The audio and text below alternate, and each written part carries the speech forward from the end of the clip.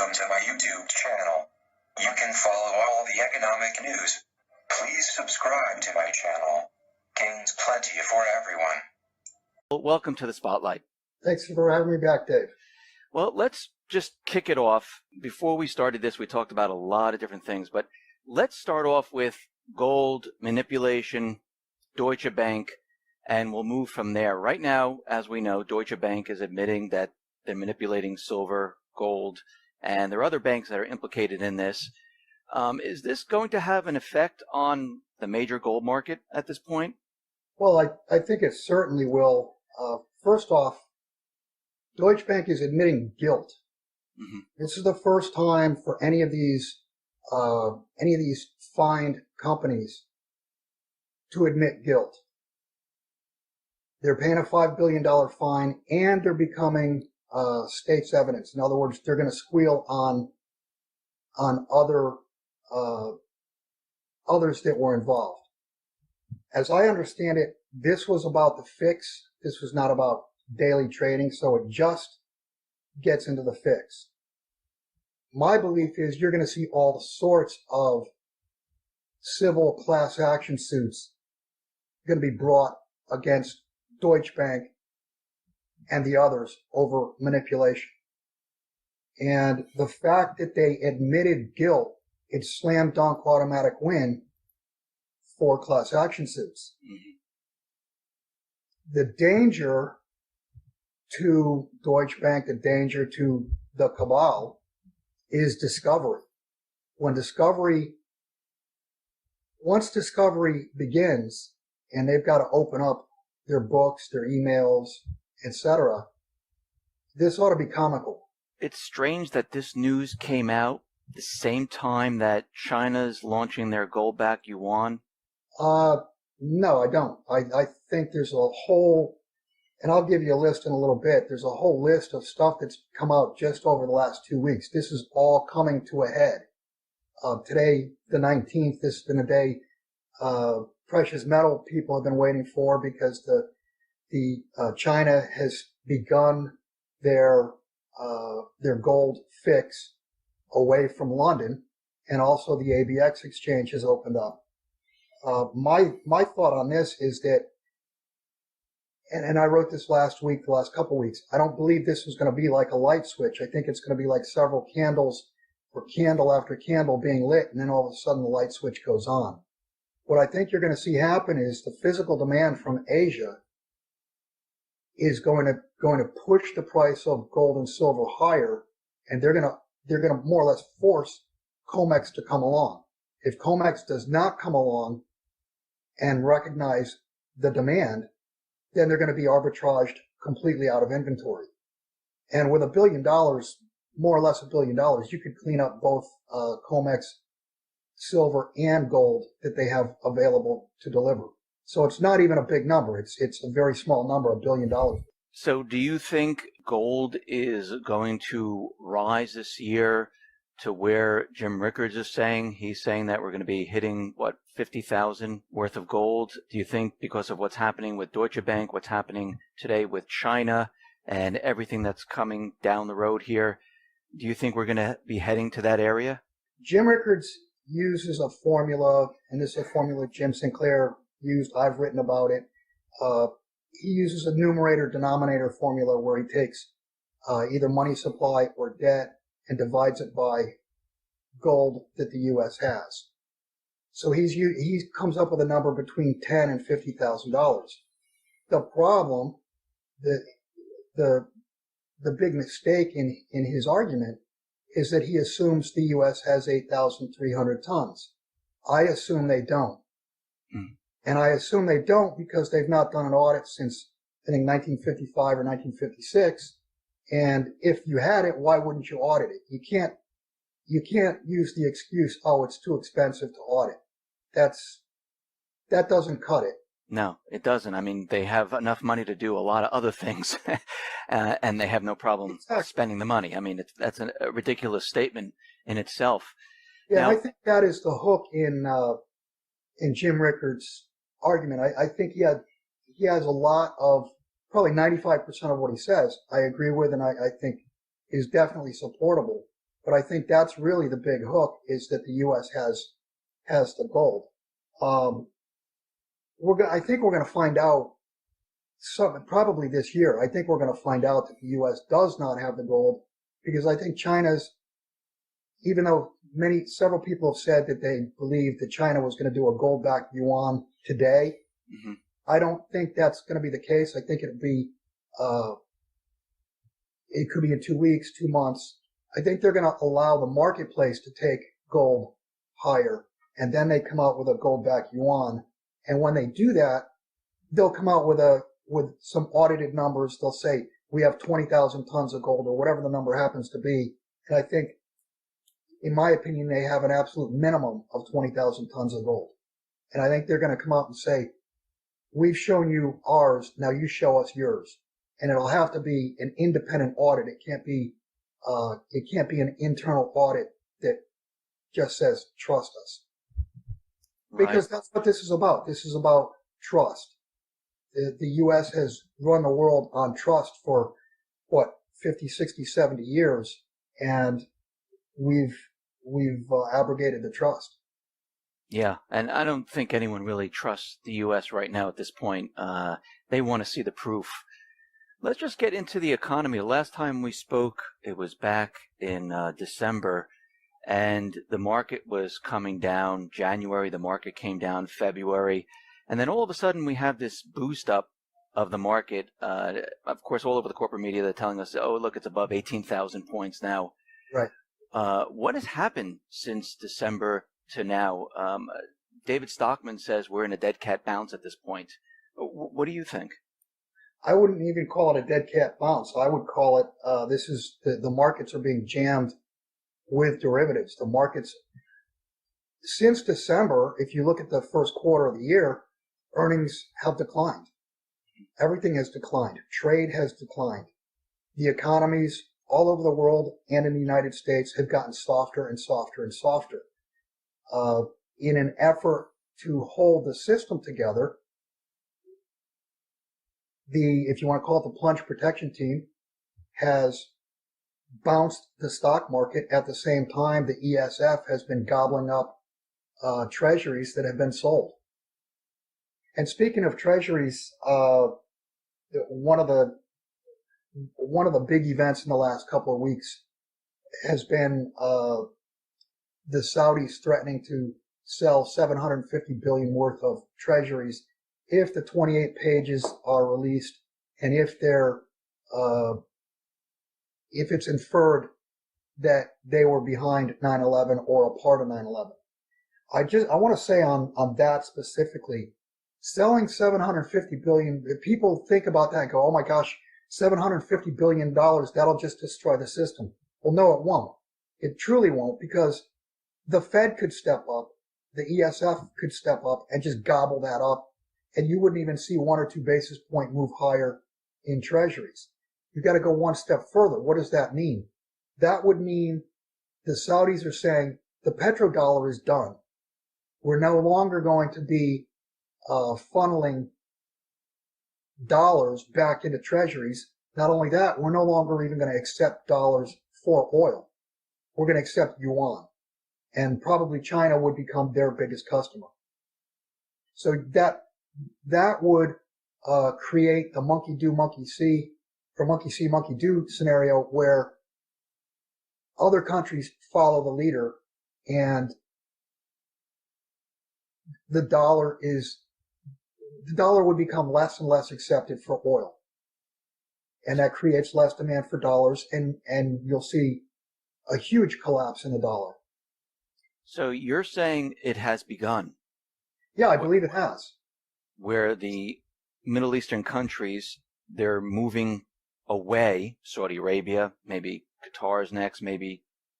Well, Saudi Arabia has made this threat, and Obama has already backed down. He backed down yesterday, saying that he would veto any bill, any bill that made Saudi Arabia, that would allow these 28 pages to come out and allow the families of the victims of 9/11 to sue Saudi Arabia directly. Basically, what he's doing there is he's choosing foreign policy, choosing Saudi Arabia over the American people. But it's obviously already come to not serious blows, but there are punches back and forth here, where Saudi Arabia, in their own mind, is got one foot out the door. We know a couple days ago the Fed called an emergency meeting, and it was with finance ministers. We know the president was involved. What do you think that was all about?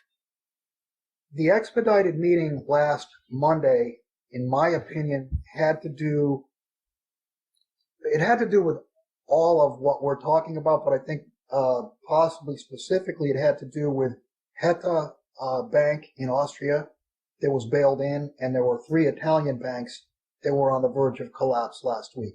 So that could have been, back policy or backroom policy trying to figure out how to not let the derivatives time bomb blow up. And the following day, you had a meeting between Yellen, Obama, and Biden. And then the day after that, there were G20 ministers from all over the world in Washington. And last Thursday, I believe there was a meeting of the Joint Chiefs of Staff regarding the Donald Cook being buzzed again and the reconnaissance plane that had a Russian fighter do barrel rolls over it. Now, where does the Fed go at this point? I mean, we see a lot of things breaking down. The economy, the economic indicators, like retail, GDP, corporate earnings, they do not look good right now. So what does the Fed do at this point? How long can they keep this going? Tongue in cheek, I would say they should punt, because there is nothing that the Fed can do from here. The only thing they can do is print. And I think that's what you're seeing. You're starting to see gold and silver move higher. You're starting to see the whiff of inflation, because the Fed cannot tighten. I mean, they tightened once, and you saw the reaction in January, end of December, January, February. There's no possibility to tighten. The only thing they can do is lower rates, go to negative rates, and print. That's their only option. So behind closed doors, my guess is the only decision is who and where do we give the money to? Now, remember, Dave, they did secretly lend out $16 trillion in 2008, early 2009. It was not discovered until 2010. So what prevents them from doing, another 32 trillion or 64 trillion or whatever? Nothing. I mean, they can do whatever they want. I mean, exactly. And Dave, I want to go back just a little bit to the Saudi thing. The ESF, the Fed, they can buy those sold treasuries, but what they can't do is, if foreigners are selling dollars and pushing the value of the dollar down on international markets, they can't buy dollars by printing more dollars. They would either have to do that with foreign reserves or gold. We don't have a lot of foreign reserves. We have very little in the way of foreign reserves, and the thought was, why should we? Because we were the reserve currency. As far as the gold is concerned, I firmly believe that our gold has been mobilized over the last 10, 15, 20 years to suppress the price, and most of that is gone. So trying to support the dollar that's the Achilles heel. That's what the Fed cannot do. Now, there are rumors that the Fed they were talking about creating more of this currency and handing it directly to the people. Oh yeah, I saw that yesterday or the day before. Helicopter money. Right. Yeah, that's basically printing money. That's outright helicopter drop monetization. I mean, do you think people are going to take the money and go spend it, or do you think they're going to keep it and hold on to it? If they actually did this, would this actually help? If they actually do it, Yeah, I think a lot of people will spend the money. It's obviously inflationary. Anybody who saved the money is an idiot because you're saving something that's going to go to zero. If it's free, what's it worth? Mm. True. I mean, really, that's the entire argument between fiat currency and gold and silver. Gold and silver, it takes real capital, real labor, real machinery to dig gold and silver out of the ground. It costs money to create that and turn it into usable form. It doesn't cost anything to create dollars. It doesn't cost anything to create euros, yen, pounds, whatever. They're just keystrokes on a computer. They're worthless. And that's what this is all about. It's real money versus fake money. And this is the end game. These are the end days of the current system. We're in April, and many people are saying, things are rapidly falling apart, and I don't know if we're going to make it to October or maybe even before that. I mean, if we're talking about China coming online with the yuan, maybe it's going to be back with gold. We see that gold now is continually moving up since December. I think it's up, $200 or so at this point. And it seems like they were trying to suppress it, but they just can't bring it back to where it was. And we're seeing corporate earnings. It's a disaster. The whole thing's a complete disaster. And everything else that we're looking at is not looking good. So where is the economy going? I mean, what is going to happen next here? This is the end game. And I've said all along, I believe the end game will be a collapse of the derivatives edifice. Derivatives have been used to price markets. They've been used to suppress markets, levitate markets, and the real economy itself is shrinking. The real economy spits off cash flow, so to speak, and that cash flow is declining because the economies are declining. The amount of debt, the amount of derivatives that the real economies must support have only gotten bigger and bigger and bigger. So we're getting to the point where the debt service, the collateral, the margin is not big enough to hold up the financial system. So while we're watching the real economy contract, I think you're going to see a point in time, and I'm not so sure we're going to get to October. I could see an unwind happen. You get a failure somewhere, and I've said many times, you get a big enough failure somewhere, and you'll see the entire system close within 48 hours. Wow. So, I mean, at the same time that this is happening out in the Middle East and in the Baltic Sea, and you just mentioned that the Joint Chiefs, they had a meeting about the Russian plane coming very close to the USS Donald Cook. How does all of this fit in? Why are we seeing these events occur out in this area? And why is the U.S. screaming and yelling about all of this? Do they have a plan?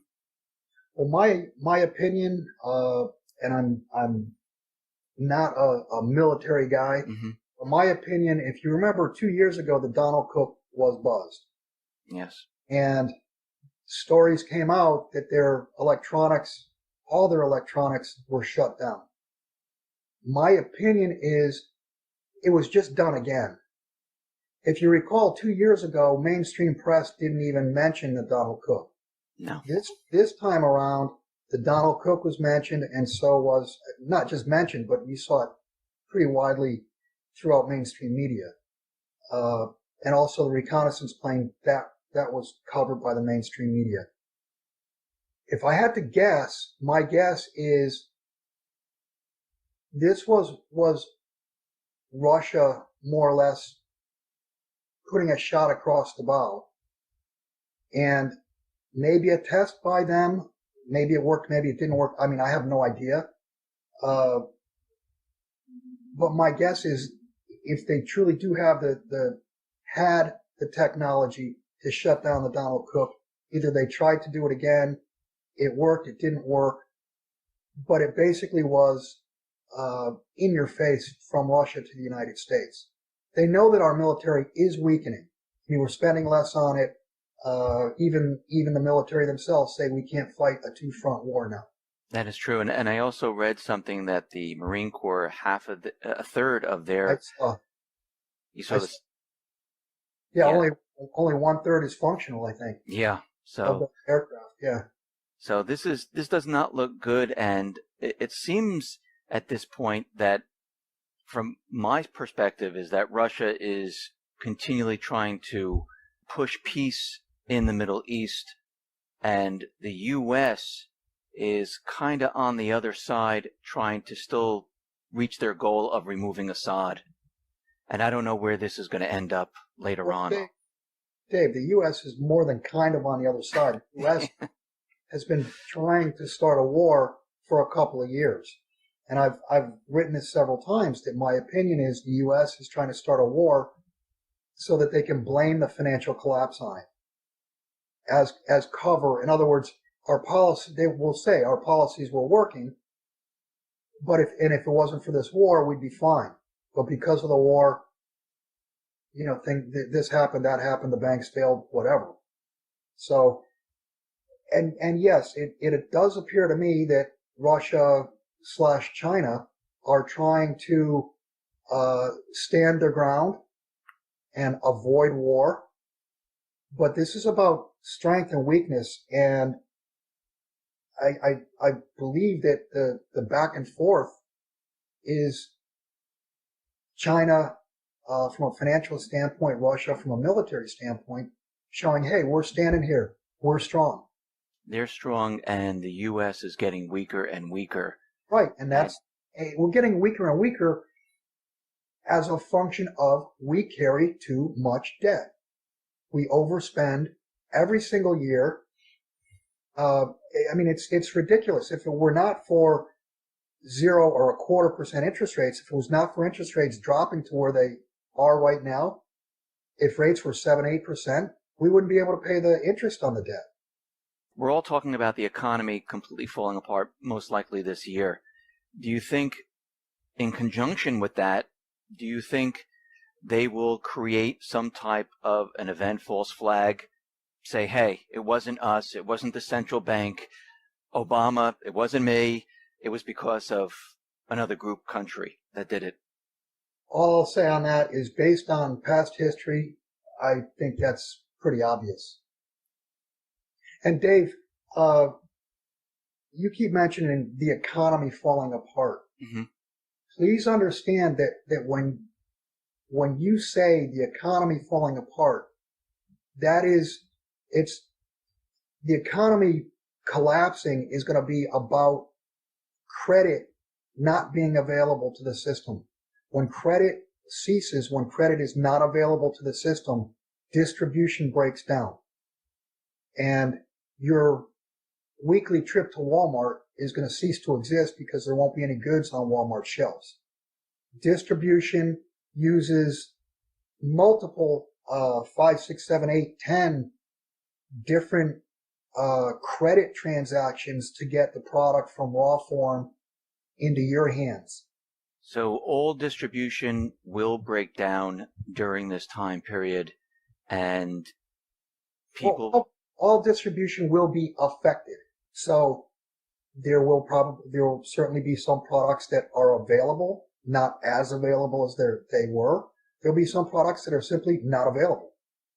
At this point, I guess we're going to see a scenario like in Argentina, Brazil, Venezuela, where we see inflation, where we see people trying to get these products, shortages. We're going to have something very similar to that. Right. Well, obviously, when there's shortages, then you have bidding for goods. Right. And you offer more dollars. And that's, I guess, a reverse function, if you will, or a reverse view of hyperinflation. When goods become scarce, people bid for them. And people bid for them because they want to get out of the currency. So it's kind of it becomes a circular movement. Bill, thank you very much for being on the X22 Report Spotlight. Thank you very much. How can people see your work? You can go to www.jsmindset.com. That's MINESET.com. We just recently went to a two-tiered website. The original JS Mindset, as it always was, is still the same. My work, Jim does some writing, and we do an interview, cross interview once per week. Usually lasts 30 minutes. This past week it lasted almost an hour. So we do these for subscribers. So if you do want to see my work, it had been public amongst a dozen or more different websites. At this point, I only put out one or maybe two public articles per month, and all of my writings, all of our cross interviews, those will be by subscription. It costs you $119 for the year. And I would just say that the interviews alone, that's worth the price of admission. So if you come to jsmindset.com, become a subscriber, and we've got some exciting stuff. I'll put the link at the bottom of the video so people have an easy way to access your information. Bill, Good. Once again, thank you for being on the X22 Report Spotlight. Thank you, Dave. Appreciate it.